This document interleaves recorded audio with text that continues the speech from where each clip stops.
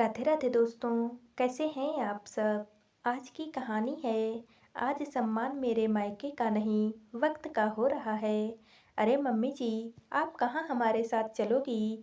आप तो घर पर रहिए और आराम कीजिए। हम लोग हैं ना, हम ही जा करके आ जाएंगे। वैष्णवी ने कहा, पर बहू, प्रोग्राम तो मेरे मायके में है ना। ऐसे में मेरा जाना तो जरूरी है। मैं नहीं जाऊंगी तो लोग तुमसे सवाल नहीं करेंगे कि मैं क्यों नहीं आई हूँ। जानकी जी ने कहा, अरे मम्मी जी, आप भी कैसी बातें कर रही हो।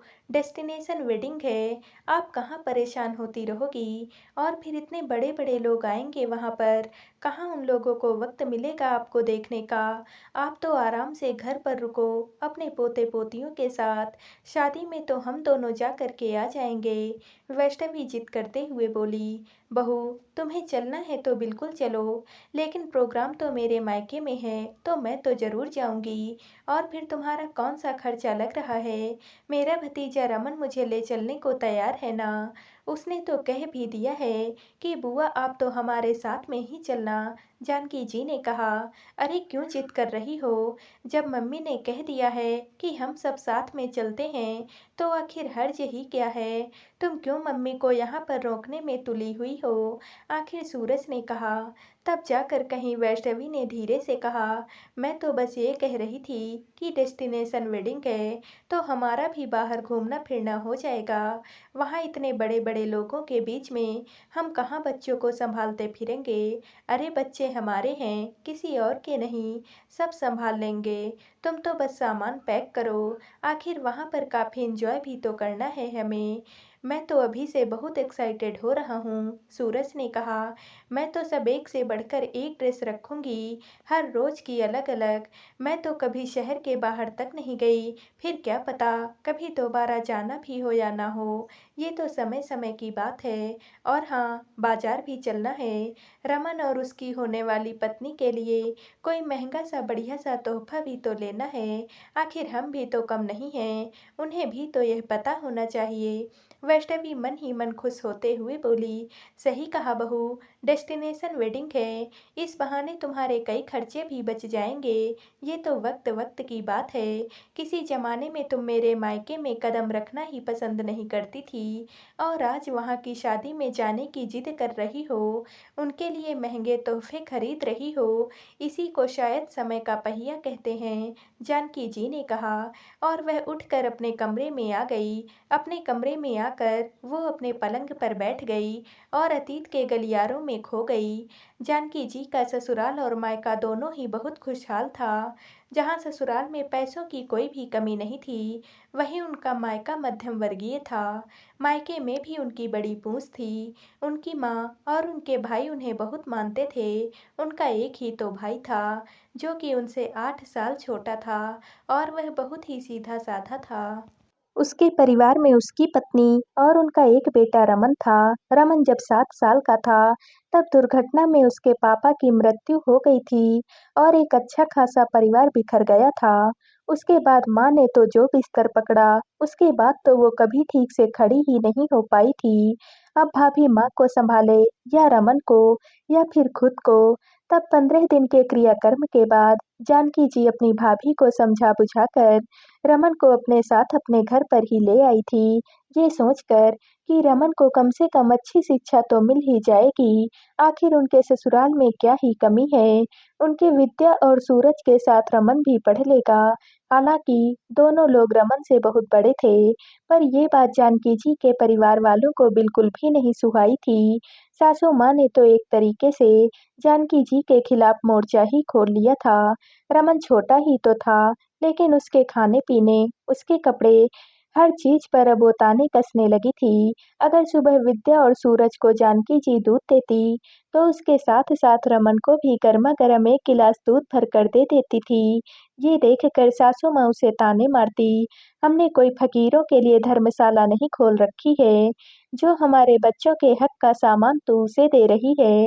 इतना सुनकर जानकी जी का मन छलनी-छलनी हो जाता था, पर ज़्यादा कुछ भी वो नहीं कह पाती थी।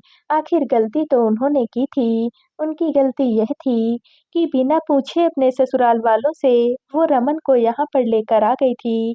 पर ये सुनकर रमन भी सहम जाता था। अगर वो अपने पति से कुछ भी कहती, तो उल्टा वो भी उन्हें ही डाँट दिया करते थे। एक तो बिना पूछे तुम इसे लेकर आ गई हो, जैसे हमने कोई अनाथ आश्रम खोल रखा है, और फिर तुम मुझसे ये उम्मीद करती हो कि मैं जाकर के अम्मा को समझाऊँ। अरे मुझसे नहीं होगा ये सब। मैं तुम्हारे कहने पर इसके खर्चे उठा रहा हूँ, यही बहुत बड़ी बात है। पर मैं इसके लिए अपनी अम्मा से नहीं लड़ सकता हूँ। इसके आगे जानकी जी कुछ भी नहीं कह पाती थी। पति इतना साथ दे रहे हैं, वही काफ़ी है। ऐसे तानों और गुस्से के बीच में रमन अपनी शिक्षा हासिल कर रहा था। पढ़ने में वो बहुत अच्छा था, इसलिए हर कक्षा अच्छे अंकों से उत्तीर्ण कर रहा था। वो गर्मी की छुट्टियों में अपनी मम्मी के पास रहने के लिए चला जाता था। भाभी भी इधर सिलाई-कढ़ाई करके अपना और माँ का गुज़ारा कर लेती थी। रमन अपनी बुआ को बहुत मानता था और उन्हें हर बात बताता था। ऐसे करते-करते ही काफ़ी साल बीत गए। रमन अब कॉलेज के प्रथम साल में जा चुका था। इधर जानकी जी की बेटी और बेटे दोनों का विवाह भी हो चुका था। घर में बहू वैष्णवी भी आ चुकी थी, लेकिन वैष्णवी और सूरज के लिए तो रमन सिर्फ घर में काम करने वाले एक नौकर की तरह से ही था। अब तो वैष्णवी के मुँह में भी जो कुछ आता था, वो उसे सुना देती थी, और जानकी जी जब वैष्णवी को डाँटती, तो घर में हर कोई उनके खिलाफ बोलता था। लेकिन कुछ समय के बाद जानकी जी के पति की मृत्यु हो गई। उसके बाद सब कुछ बदल गया। अब तो जानकी जी खुद सूरज पर आश्रित थी, तो वो भला रमन का खर्चा कैसे उठाती? सूरज ने तो इसके लिए साफ-साफ इनकार कर दिया।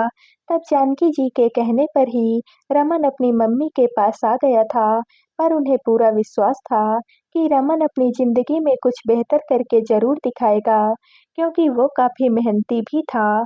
जानकी जी का जब कभी भी मन करता अपने मायके जाने का, तो वैष्णवी चिल्लाना शुरू कर देती थी, "अरे! इस उम्र में मायके जाने की भी लगी हुई है आपको? क्या रखा है आखिर आपके मायके में? अब हमारी स्थिति भी इतनी अच्छी नहीं रही, हमसे चोरी-छुपे उन्हें पैसे देने जा रही हो क्या? वैसे भी हमारे हक का बहुत खिला दिया है आपने उसे। आज तक इतना मुफ्त का खिला दिया, वो क्या कुछ कम था, जो अब मिलने जाने की ओर लगी है?" इसके आगे जानकी जी भी कुछ नहीं कहती थी। आखिर कहती भी क्या? आखिर सूरज भी तो वैष्णवी का ही सपोर्ट करता था। लेकिन आज जब रमन अफ़सर बन चुका है, उसके दिन फिर चुके हैं और उसकी शादी पक्की हो गई है, जो कि एक डेस्टिनेशन वेडिंग है, तो आज यही लोग जानकी जी के मायके जाने को तैयार हो रहे हैं। खैर बाहर से बच्चों के चहकने की आवाज़ें आ रही थी। वो उठकर बाहर आई, तो देखा कि सब कुछ सामान्य था। बहू अपना सामान पैक करने में लगी हुई थी। बच्चे भी खुशी-खुशी अपना सामान ला कर के दे रहे थे। ये देखकर जानकी जी मुस्कुरा दी और साथ ही साथ हैरान भी हो रही थी कि कितनी शांति थी घर में आज। वरना वो अपनी बहू को इतना जवाब दे दे और वो हंगामा ना करे, ऐसा तो हो ही नहीं सकता था। सच, लोग उगते सूरज को ही प्रणाम करते हैं। आज उसका वक़्त बदल चुका है। कभी जो लोग रमन से चिढ़ते थे, आज भाग-भाग कर उसकी शादी में जाने की तैयारी कर रहे थे। सचमुच आज सम्मान उनके मायके का नहीं हो रहा था, बल्कि उनके वक़्त का हो रहा था। तो दोस्तों, आप सबको ये कहानी कैसी लगी? कमेंट करके ज़रूर बताइएगा और वीडियो को लाइक व शेयर कीजिएगा। दोस्तों, अगर आप इस चैनल पर नए हैं और अब तक आपने हमारे चैनल को सब्सक्राइब नहीं किया है, तो प्लीज़ और कहानियों से जुड़ने के लिए हमारे चैनल को सब्सक्राइब कर लीजिएगा। कल मिलते हैं एक और नई कहानी के साथ। आप सभी का बहुत-बहुत धन्यवाद।